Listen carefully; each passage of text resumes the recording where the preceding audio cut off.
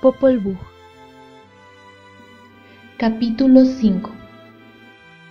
El segundo hijo de Wukup Kakish, Kabrakan, estaba muy orgulloso de su fuerza y decía: yo sacudo y volteo las montañas. Podía partir las montañas grandes y pequeñas con el más pequeño golpe de sus pies. Hurakan, Chipika-Klha y Rashaka-Klha dijeron a los dos hermanos: hay que vencer a Kabrakan. No está bien lo que está haciendo. No podemos dejar que exalte su gloria, su grandeza y su poder. Llévenlo allá, donde nace el sol. Muy bien, contestaron Hunahpu y Xbalanque. Los hermanos llegaron con Kabrakan, quien estaba sacudiendo las montañas, y le preguntaron: ¿qué es lo que estás haciendo? Aquí, estoy moviendo las montañas. Estaré volteando las montañas mientras haya sol en el cielo, mientras haya claridad, contestó Kabrakan. Y preguntó a los muchachos: ¿por qué llegaron hasta acá? Contestaron los hermanos: somos solamente cazadores, caminando en las montañas con cerbatanas y trampas para pájaros. De allí hemos visto una montaña altísima que crece a cada instante y rebasa todas las montañas, allá donde sale el sol y se enrojece el cielo. Les preguntó Kabrakan: ¿de verdad han visto esa montaña? Tengo que verla y derribarla. Entonces los hermanos llevaron a Kabrakan a esa montaña. Dijeron a Kabrakan: tienes que irte de en medio de nosotros.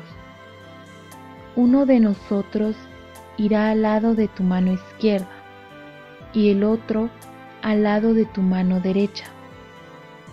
Tenemos nuestras cerbatanas, y si hay pájaros en el camino, les tiraremos. Cuando los pájaros aparecieron, les tiraban con cerbatanas sin utilizar bodoques de tierra. Solamente con su soplo pudieron derribar a los pájaros. ¿Qué habilidades tienen para poder derribarles solo con su soplo?, les dijo Kabrakan, admirándolos.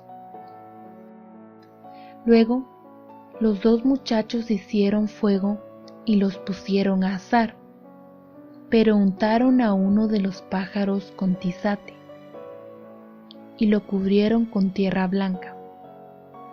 Este pájaro será su perdición. Lo echaremos en la tierra como hemos cubierto a este pájaro con la tierra blanca. Está sintiendo el aroma de los pájaros y ya quiere comer un bocado. Después de un rato, asaron bien los pájaros. Caía la grasa y el jugo de los mismos con un olor apetitoso. Con el olor, Kabrakan sentía tantas ganas de comérselos, y por su boca salía saliva. Esta es su comida. ¡Qué olor tan agradable! Denme un pedacito. Los muchachos le dieron un pájaro asado a Kabrakan, quien lo comió muy rápido. Cuando terminó de comerlo, todos empezaron a caminar de nuevo.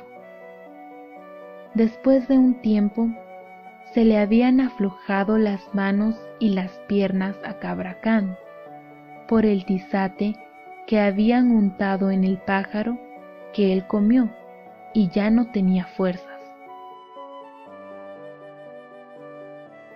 Entonces los hermanos lo amarraron Le ataron los brazos y su espalda, y también le ataron el cuello y los pies juntos.